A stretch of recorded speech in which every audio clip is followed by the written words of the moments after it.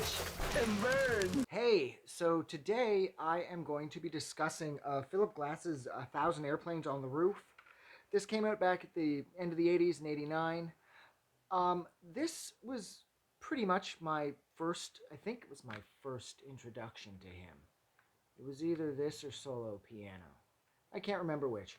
But this was one of the first two albums of his that I had managed to get my hands on a ways back, of course.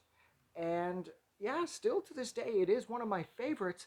I will argue that the first handful of tracks are a lot more fun than the second handful of tracks that come later on in the record.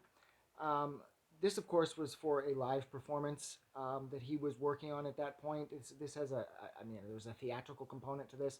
I believe there's a play that has been done a number of times. And if I'm wrong about that, I got the text coming up right now correcting me, so it doesn't really matter. I'm free to say whatever I want. You know, I could be like, Philip Glass is actually Brad Pitt. See? It doesn't matter. I'll just have the text come up and say I'm wrong. But yeah, this record, it's really good. But like I said, I found that the first half, or the first chunk, sorry, is a lot of fun. Like, for example, the standout track for me would be Girlfriend. That track is my absolute favorite off here. Whereas I found later on the album, things, they're not quite as catchy, I suppose. Linda Ronstadt is the voice that you will hear throughout the course of this. He worked with her throughout this project, and she does an absolute stellar job. But like I said, the second half of this just doesn't seem to compare to, say, the first half.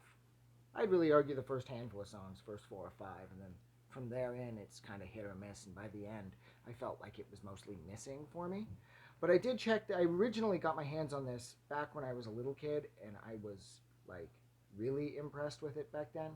But at this point, having listened to it so many times, I can kind of see, you know, how, like I said, the first part is fun, the second half not so fun, I suppose, not so fun. Gotta stutter when I say that for some reason. But yeah, I mean, again, it is overall another stellar project from Philip Glass and Linda Ronstadt. It sounds very 80s, and in a lot of ways, this is his most 80s sounding album. But like I said, the later tracks just don't seem to compare to the fun that the first handful of tracks managed to muster up. So yeah. All right, look, I'm going to go. So, like usual, thank you so much for checking this out. Don't forget to like and subscribe. And like always, I will see you guys really soon because there are a lot of these. Have a good night. I just wanted to say thank you for making it through the entire video. I really appreciate it. And I'm going to remind everyone one more time, even though I've probably already done this in the video that you just watched, to please click the like button as well as the subscribe button because it helps this channel grow.